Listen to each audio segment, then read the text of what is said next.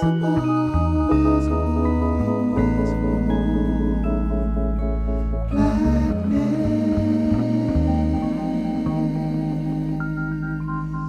your host, Adrian Younge.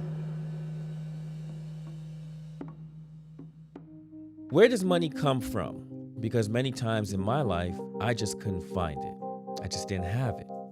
This sentiment is a ubiquitous one in light of the many historical obstacles that have been ingrained in Western society. That being said, I work harder and spend less time with my family in hopes that my work ethic could reverse the overdetermined stereotypes of the Black lazy father, in hopes that my accumulated wealth could change the trajectory of my heirs, like many other Black families out there. We wonder, I wonder, what would have happened if we actually got reparations? Reparations like the white male landowners received in America after slavery was abolished, the largest bailout in British history, up until the bailout of the banks in '09. Why, you ask? Because money is manumission, it's freedom, it's familial posterity, inasmuch as it is a key variable in us getting a proper start, a solid push. And for purposes of my monologue, let's use the transatlantic African diaspora as our commencement point. It's indisputable that enslaved Africans built the Western world in a physical and capital sense.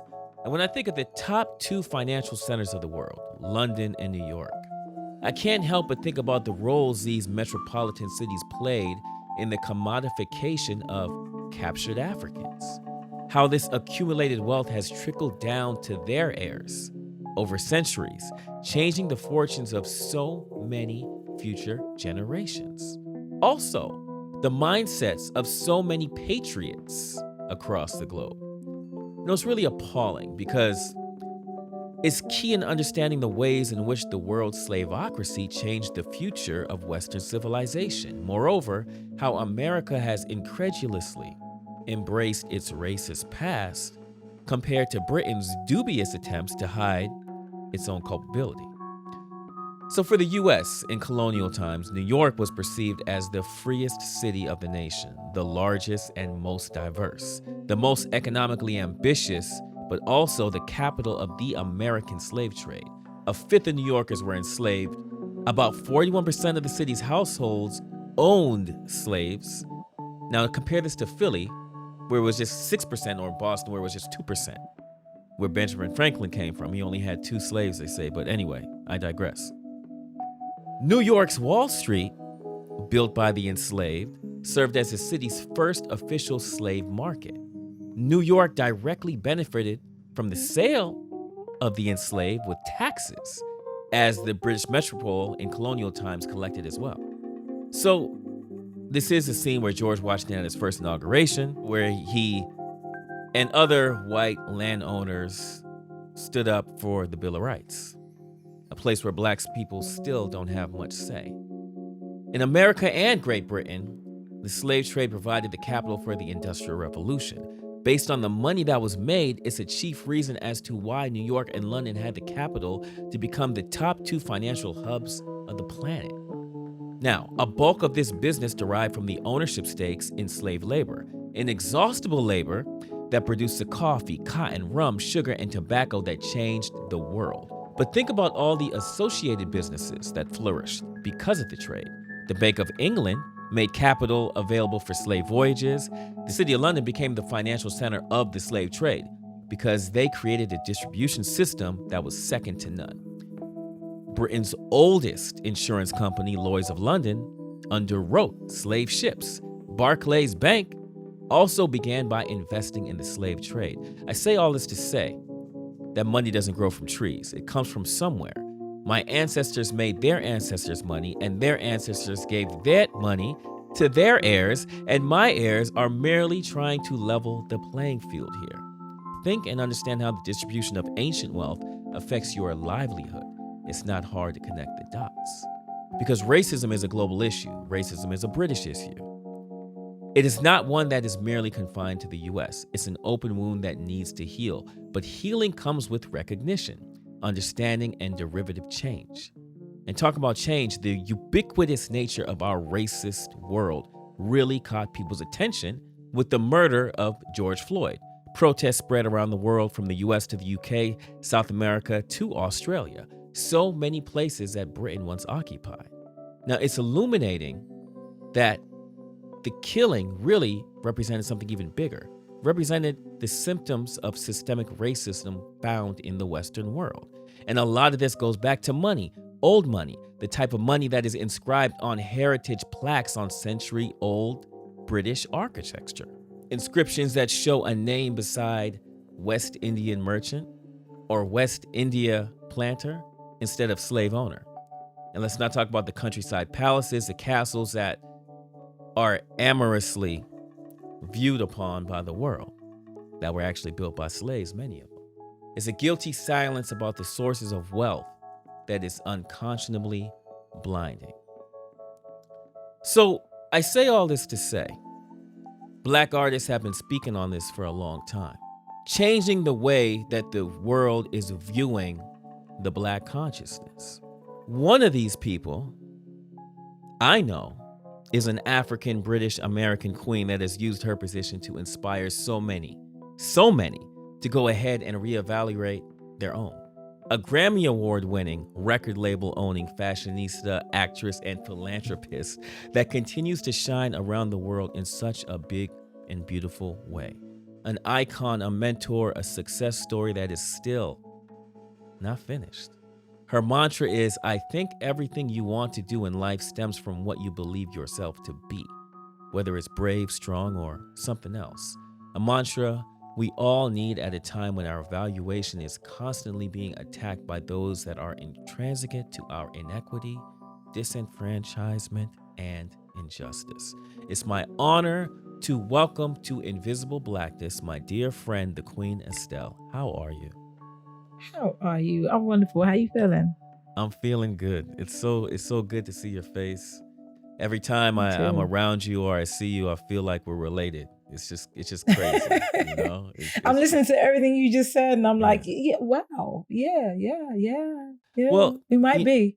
no, no. I mean, it's funny how we connect, and when I think Mm-hmm. about you, I think about your journey, where you've Mm-hmm. been, where you are, and I love talking to you because I get to pick your brain about being Black on the other side of the ocean, you know? I Right. mean, you were born in London, your folks are from Senegal Yeah. and Grenada.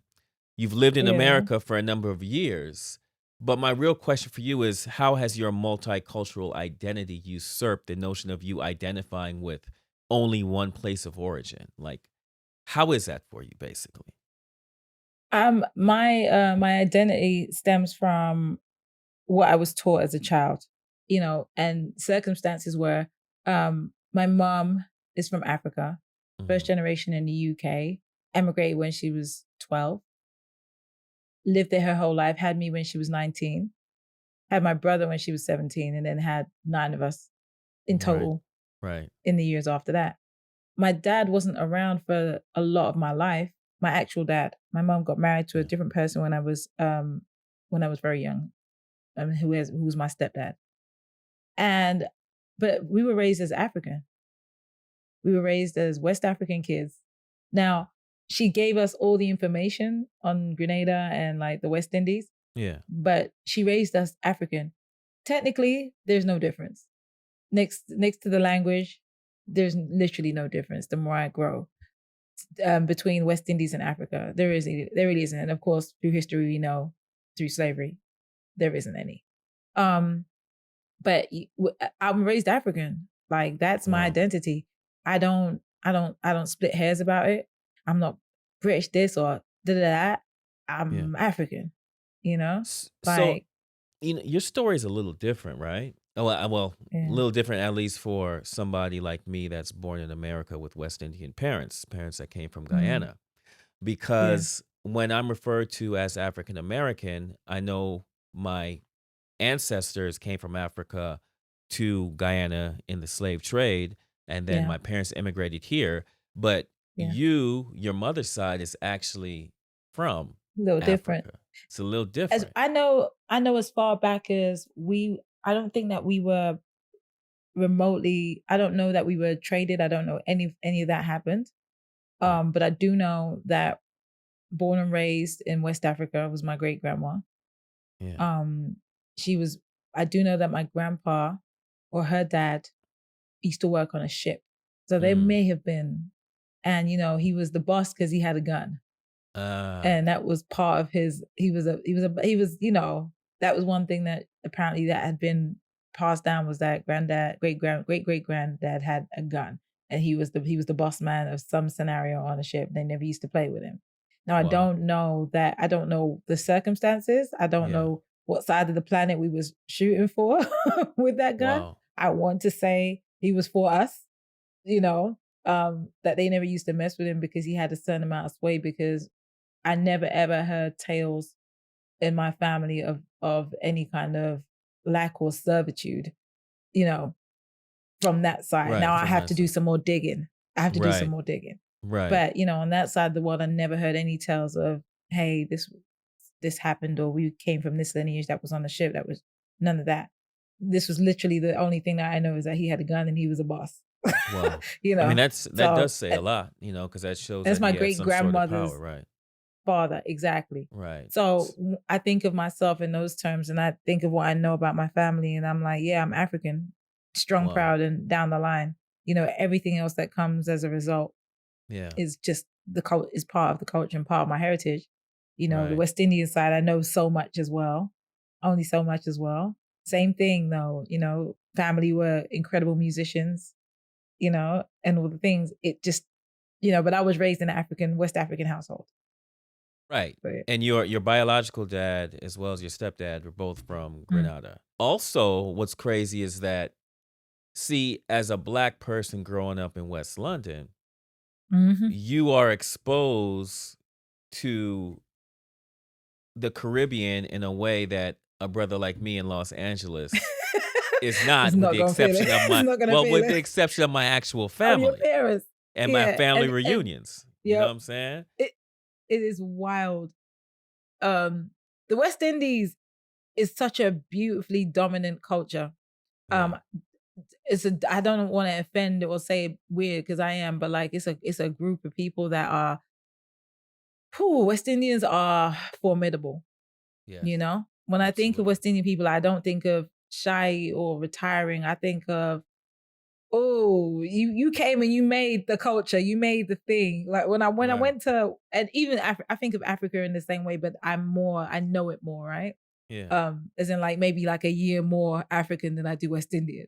Yes. But wherever you go in the world, and this is like my thing has been, wherever I go in the world, I find a reggae club, I find a bashment club, I find a Yes. dance Yes. hall, I Yes. find I find reggae music, Yes. and it's not hard to find. It's there, Right.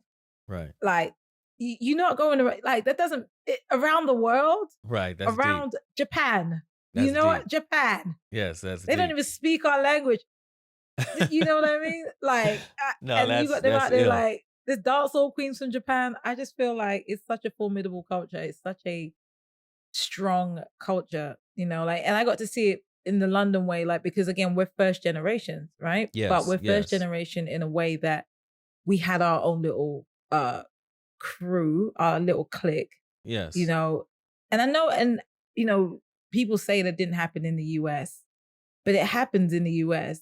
When I lived in Brooklyn, I definitely found little Jamaica, little Guyana, little Right. Belize, Of little course. Trinidad, Of course. all the way, all the Yeah. way through in Brooklyn. Yes. It's just, you definitely understand that there's a certain amount of it that's kind of pushed out of you to assimilate, right? If you're born and Absolutely. raised there. Absolutely. And your parents want you to like assimilate. Yes. In England, your parents don't want you to assimilate.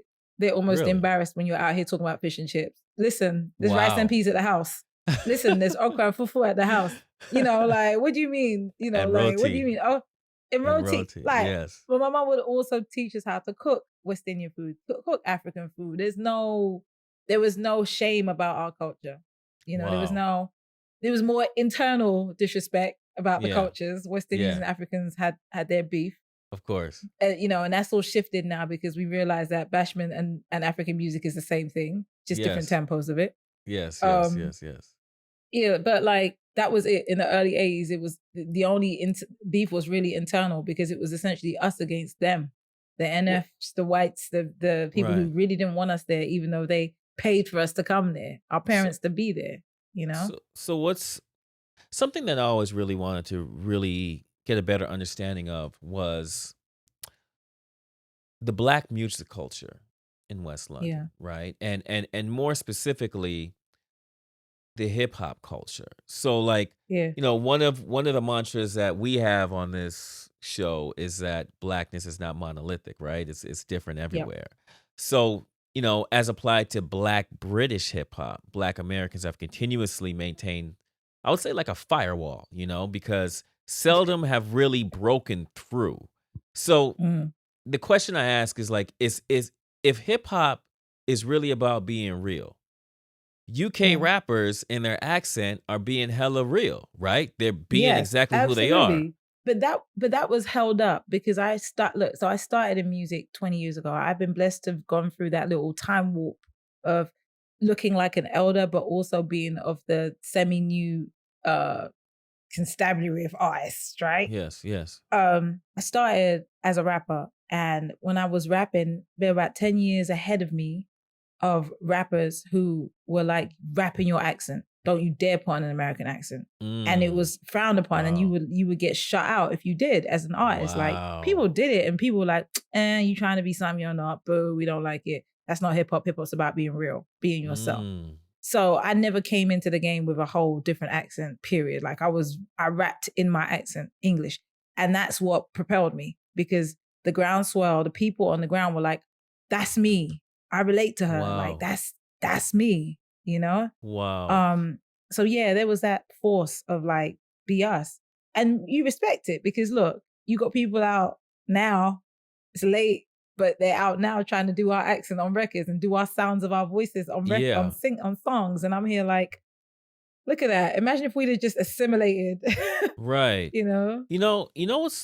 What's crazy is when one of my first trips to London, I was on BBC Radio being interviewed about hip hop, and Yeah. it was a question about, I think it was like the 10-year anniversary of College Dropout, right? Yeah. Uh, and the question was asked to me, well, how important is this album to you? And I said, I actually never heard this album before, right? And everybody was just going crazy on me. And I'm like, look, dude, What? yeah, it's like I don't, my thing is I always tell people that I stopped listening to hip hop in 97 because it just went in a direction that I wasn't really into. Not saying that Mm, everything after that was whack, but I just really wasn't really into it as much as the stuff before, because by this time I was really heavy into records and just vinyl culture from around the world. That's more so what I was into. But the mm. reason why I bring this up is that when I was on the radio, there was so many messages about how cool my accent was. And I was so perplexed because me, as an American, I'm like, my accent? Y'all got the accent. But then I had to think about, well, wait a minute, where did this language actually come from?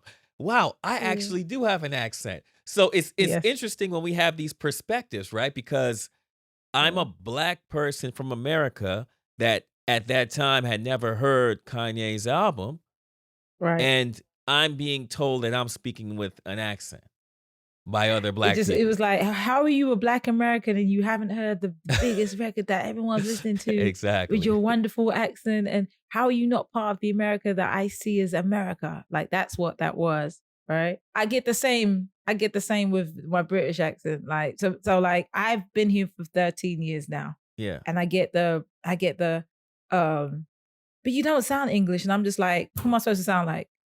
I'm not sure who I'm like, what, well, you don't, like, if you like Amy and I'm just like, I was never Cockney. I was never Cockney. No, my mom hated that. Yeah, yeah, Amy yeah, came from a specific area of east of London, North yeah, London, yeah. and they speak a certain way. It's dialect. It's like if you're from Brooklyn, you speak Right. in a specific, it's blah, it's whatever. If you're from Harlem, it's whatever. It's like that. Yeah. But also, I've traveled the world. My mom was very clear, like, you represent me, walk out and speak English, right? Yes, yes, So yes, I came over here, and while my accent was distinct, I also spoke English, right? Like real good, like clear, right? yes. And sounded white per se, not Mm, Cockney, not like rough around the edges like they expected me to sound as a black woman from a black girl from the UK, right? yeah. And I was 27, but girl. And and it was very much, it threw people, black people and white people, it threw everybody, because they were like, you're not fitting into the box that we have for you. Black people were like, you're too standoffish, you sound too weird to us. You're gonna put these clothes on and then speak how you speak. And also I'm gonna relate and aspire, but also I'm not ready for that. White Mm, people were like, do the thing, that do dance the dance, do the thing that we want you to do, like, because you're from, do that thing with your, be yeah, in the box. And I was yeah. like, I'm not doing any of that. Wow. I'm not doing any of this. I'm just gonna be me.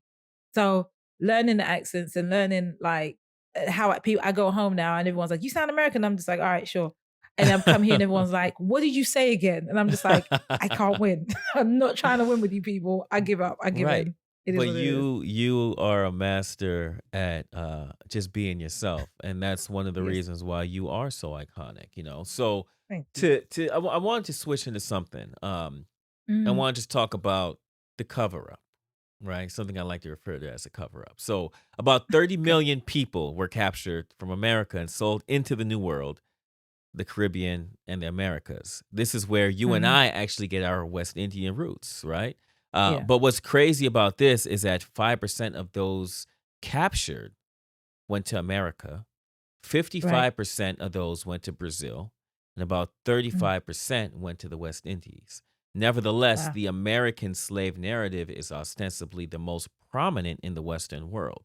So in Right. London, when you were taught about slavery, or when you Hmm. thought about slavery, did you think about it from America being the pioneer? Is that how you perceived it? Well, we were taught in school about the Yeah. boat, right? About Yes.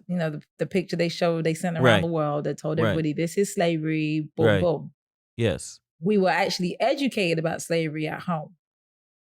My mom is and still is, like, not with the shits when it comes to education systems. She was a early years child educator when I was younger, and she was not with it. She would pull out the books, she would do the research, she would call home, we would talk to relatives about what they knew. She is not was she is focused about that. Like, she put us onto all the information, and still in our family group chat we still have black facts going, and I'm Wow. 40.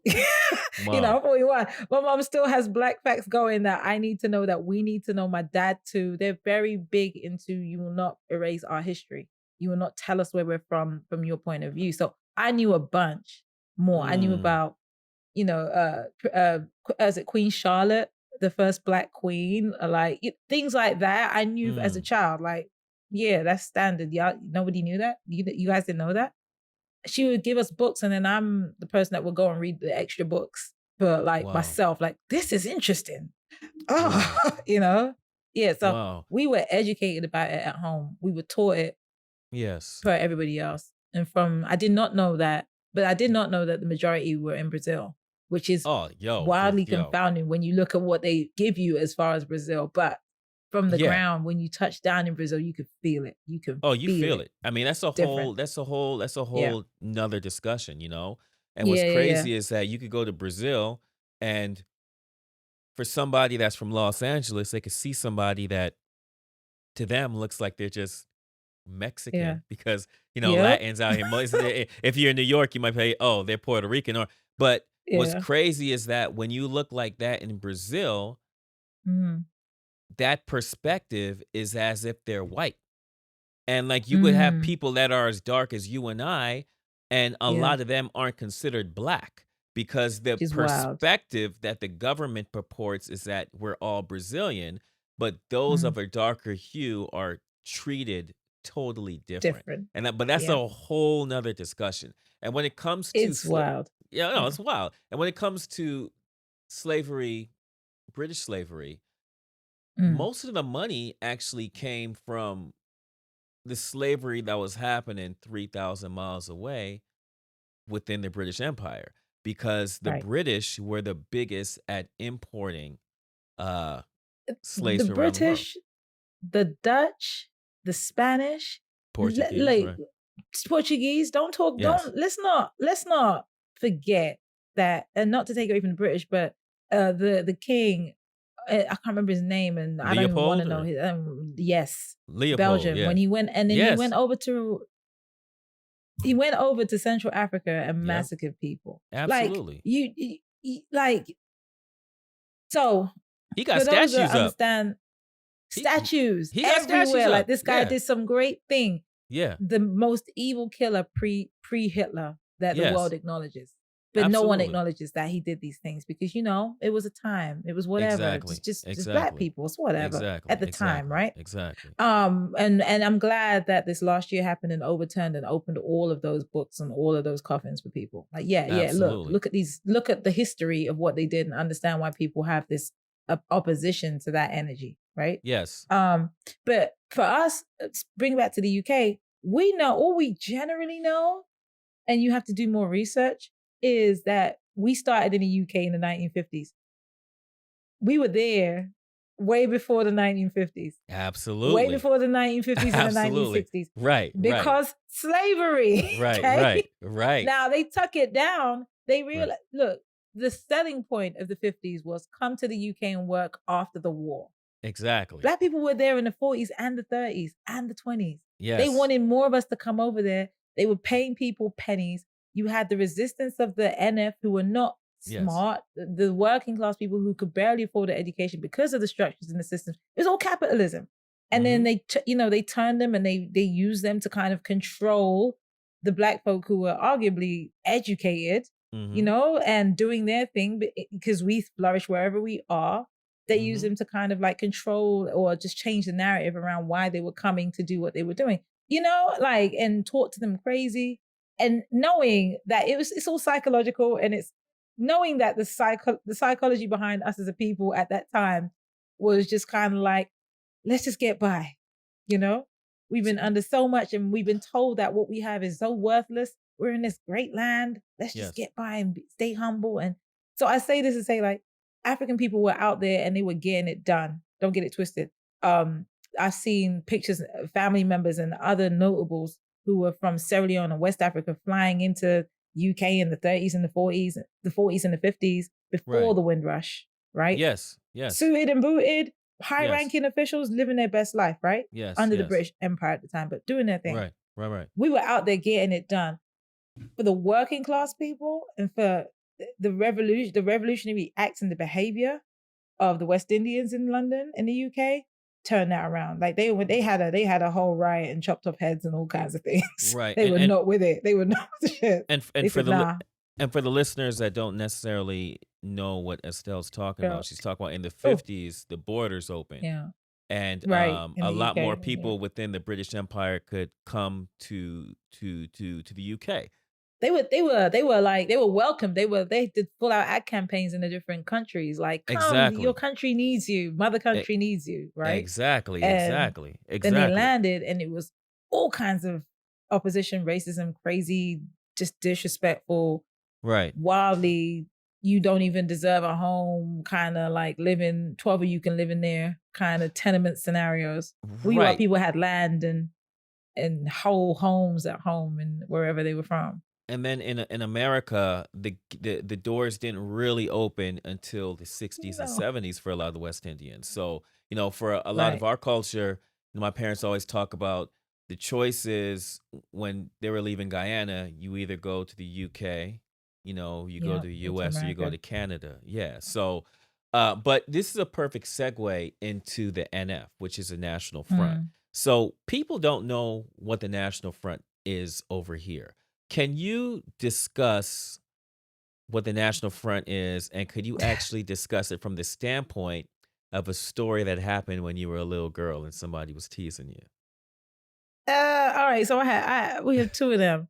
So, so when I was younger, we knew about the NF, and we were definitely afraid of them, right? Yes. In a sense, that we knew that there was this group that would be at like the football grounds, wherever young Black men kind of gathered, and they stemmed from like the rockers, right? The guys used to Yes. walk around. No, well, not the rockers. The I can't remember their name, but they would walk around with like DMs on and tight jeans, punk rockers type energy, right? Right. And they would walk around with DMs on and stuff, and they would just like, completely beat up groups of Black men. My granddad, God rest his soul, my mom would tell me that he would get beat on the way from work for being Wow. Black.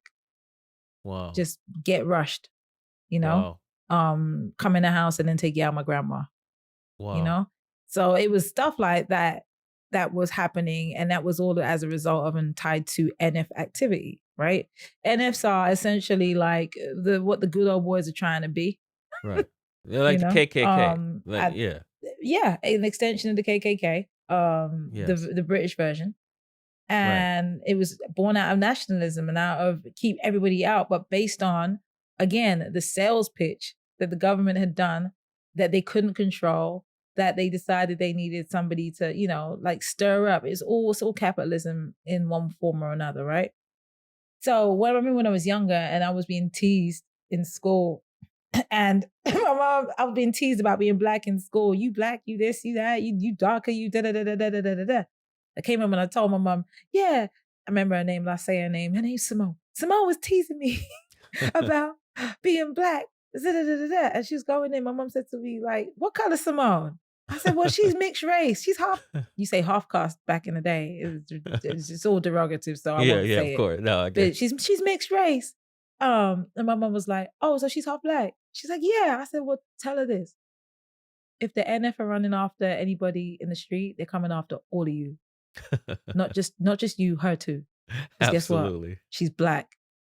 And I went to school and I said, well, my mom said, Yeah. if the NF come for us, they're coming for you too, because you're Black. And I was so proud. I was so like, boom. Wow. What, bitch?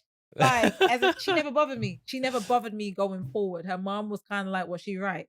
Like her mom was all in agreement because it didn't matter. You just had to remotely look like you were anything other than white. And they was trying to, they would try and knock you out your space. And we weren't, and but that leveled the playing field for me in so many ways. Like there's bad energy and there's good energy.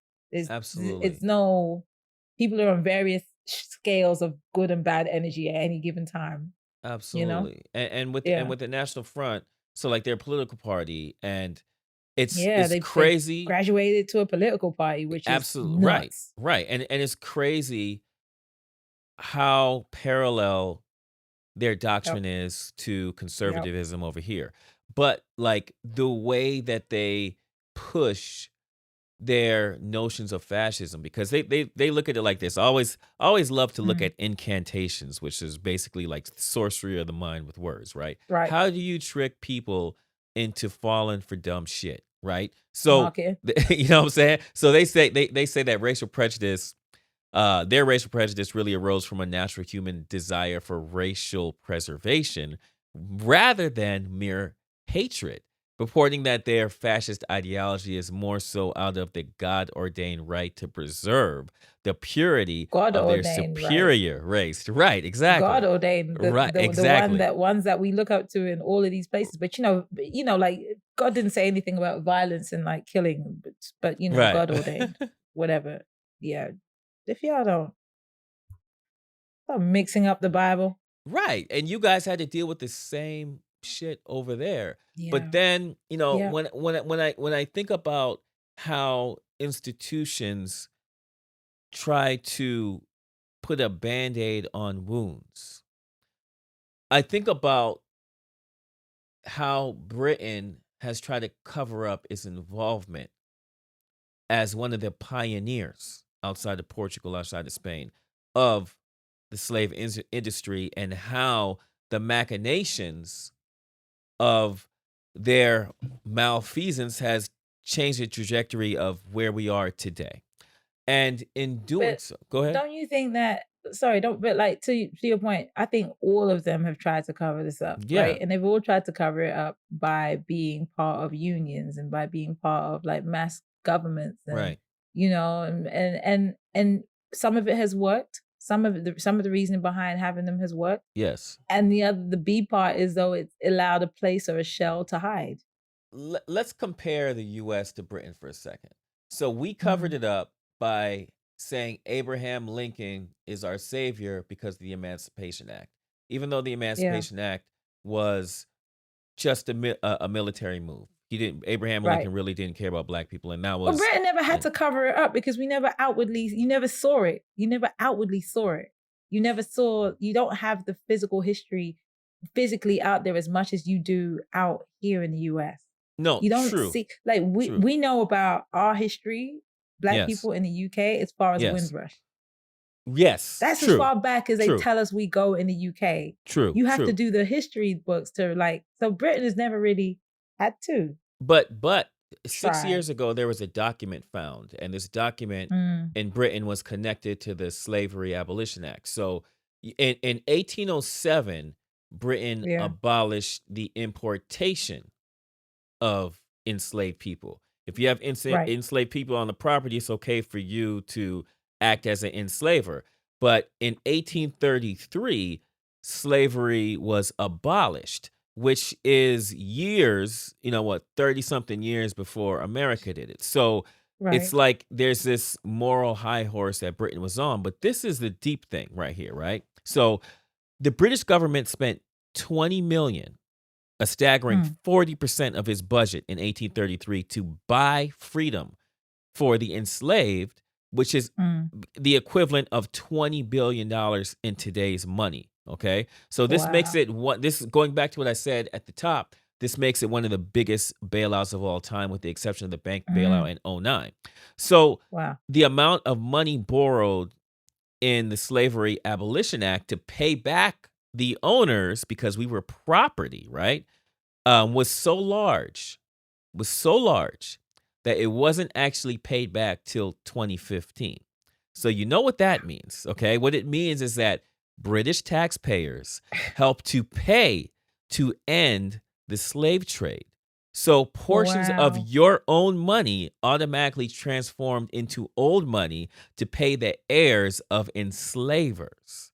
So, like, when you think about all of this, and then you think about you think about the banks that were involved, right? Like Barclays, like, the Bank of London, all this stuff. Yeah. You think about how old money changed the trajectory of where we are today. They all got paid back, just like the white enslavers here in America, right? And we didn't get a damn thing, and we're still struggling. We helped to pay for it. You know what I'm saying? You actually, your taxes. I helped to pay for it. You helped to pay for it, right? And you know on what? 2 continents, by the way. Think about that. At this point. On 2 continents, by the way. Yo, that is so funny. Here. That is so funny. And then that's why, like, at the top of this show, I wanted to talk about, the 2 financial hubs in the world being New York and London, which houses some of the richest people in the world, right? And then you think about where all this old money came from. But then when you tie it to this last year with COVID, do you realize that just in the U.S., the banks made about $12 billion on overdraft fees? And then there's a complaint about reparations when a lot of these banks benefited from our labor, right? I say it is insane. It's insane. It's insane. So I say all of this to get to this point. When you were living in London, were there conversations about reparations in the same way that you have heard them here in the U.S.? No, but again, so much information is just now being unearthed. So much information is held. So much information is not encouraged to be shared. This past year, and this is the part that I want everyone to, like, as much as we say we have our own, we're independent with that. Yeah. America does a great job. And that's why I say, like, West Indians are formidable. So are Africans. But, like, the not having itness of the entire last year opened up so many doors, so many cages, so many coffins, so many boxes, speak on so it. many books for Speak on people it. to be Yes. able to just look and see what the truth was, instead of just being what we're told in school and what we're told in the news. And, calm down, you've had enough, relax, it's enough now.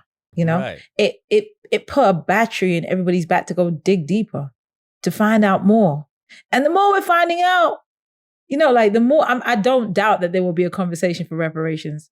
I do not doubt that there will be a bigger conversation for reparations in the UK now that it's happening here. And especially with this information, you put me onto some things. I'm here like, Yeah.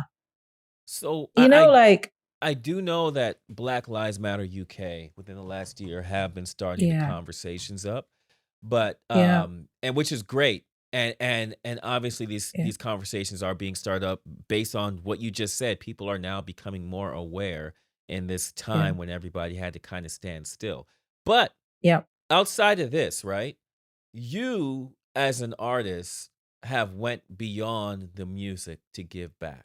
Can you talk to me about some of the benevolent things that you are doing, have done, some of the partnerships that you've done so much and you continue to do that. Talk to me about this and why. Well, let's start with the recent. I think what was important to me was when this whole thing was happening, like the week of the protests. We don't call them riots, we call them protests. The week of the protests, I was literally physically moving home, right? And it was literally like George Floyd had got murdered the one day before. Then the next day, I was on a moving truck, like wow. While the protests were happening, like, do I jump out and just go help? Like, right? So I think what I did was I called my team and I said, how can we impact this from the inside out? How do we continue to push this? How do we make sure that they understand? And we were talking and we did some work with Steven Universe and Cartoon Network. And because there are a lot of people of color behind the scenes on our show in particular, and Cartoon Network. And we managed to run a bunch of PSAs explaining to a lot of the kids who were looking at my page and wondering why are the people outside hurt? Why are people being hurt? And why are people stealing? And we were able to do a good few, I think, informative PSAs and implement some changes behind the scenes for Cartoon Network to follow. So that we're putting ourselves in positions of power, and not just off of reparations, but off of reparations, but also off of skill and off of we can see it happening. Therefore, and I have to also shout out Apple, because they stood on their ones and they were like, here's what we're going to do. They showed up on screen, they showed up monetarily, they supported every single one of us anchors on air, whatever we wanted to do. They weren't like blacklisting or like, you can't say that on it. They were like, speak your mind, say your thing, do what you got to do. That's so dope. And that's, so think about this, right? So you and I are Black artists. We speak our mind. You're doing it right now on Apple. I'm doing it right now on Amazon. And they're allowing me to say whatever the hell I want to say, because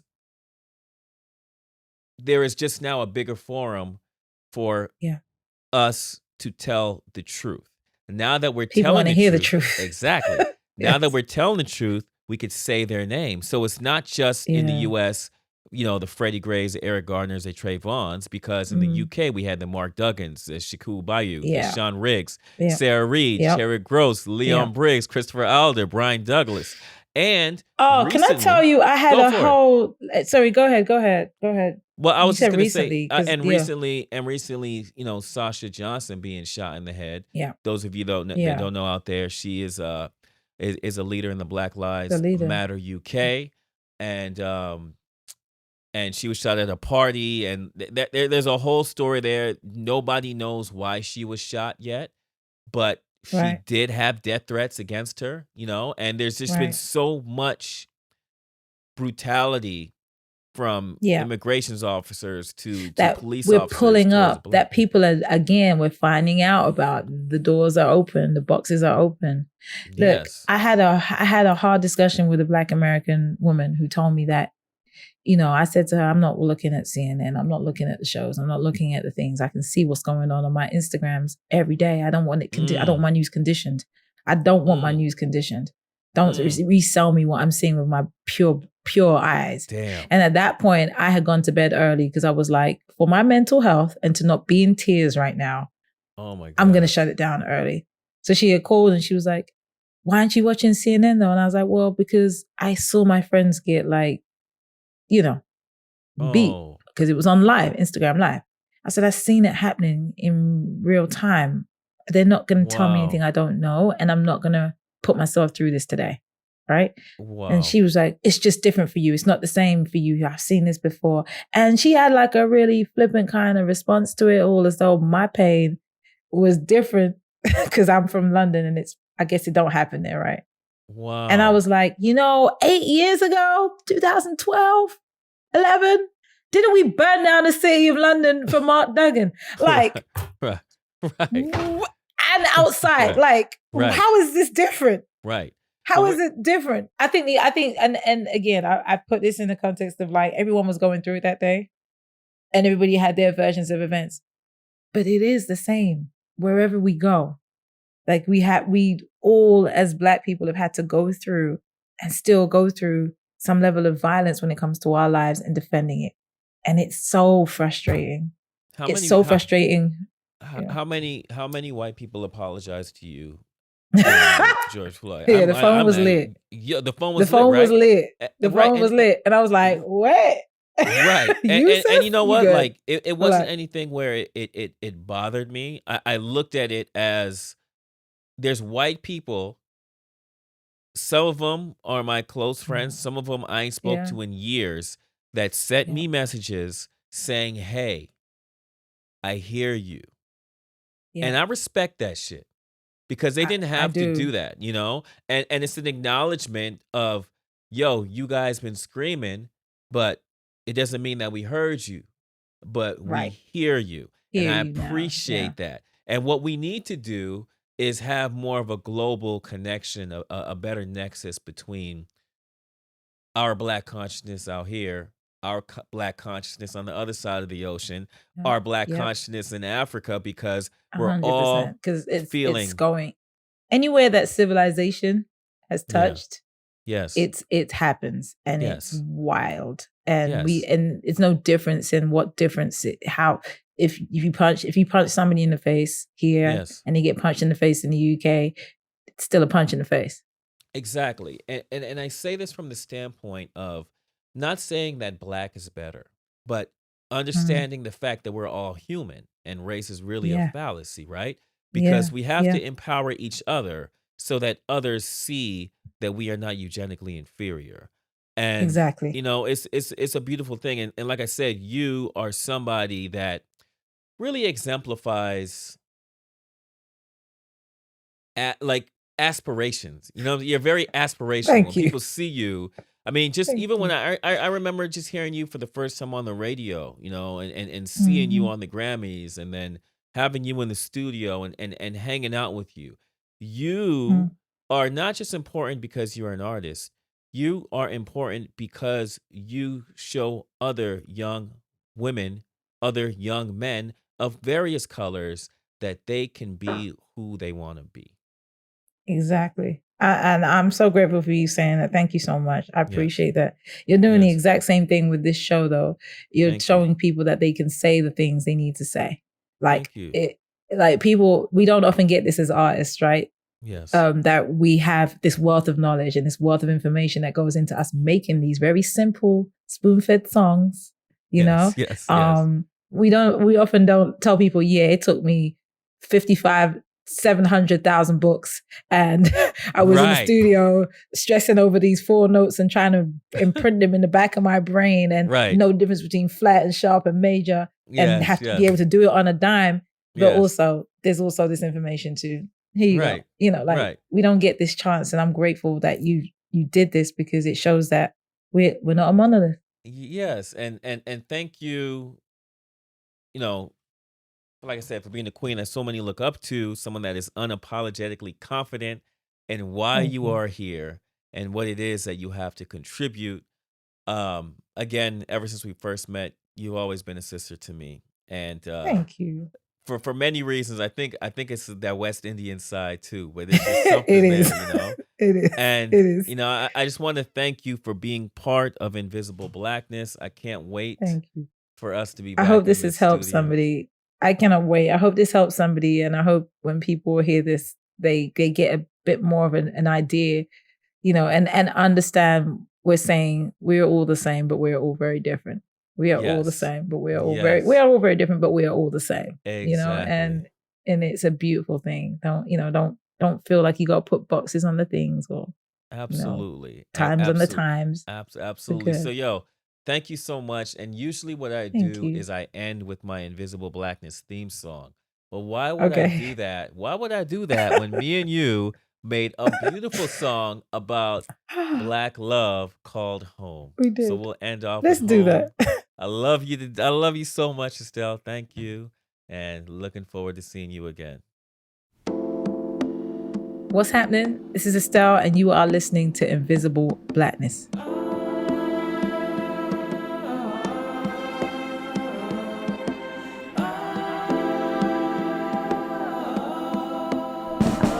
Seen them come, I seen a few, but there is no other once you came into view. Darling, I was walking fast, not checking you. In my ego, all there was no you're from you. Oh, you appear to stay, and you came and gave me the day. Oh, you appear ready to stay. Oh, let's go.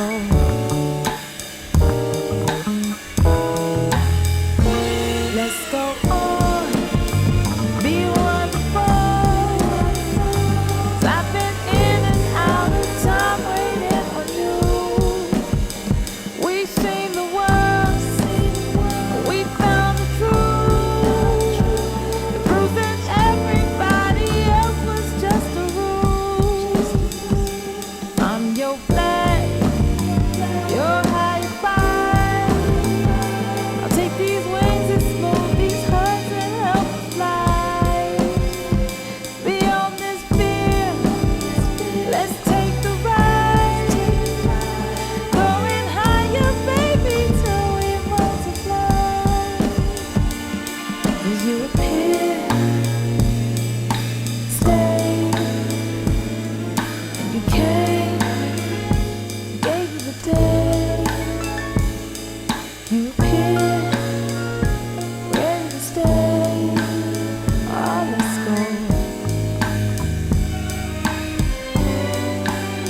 We should go.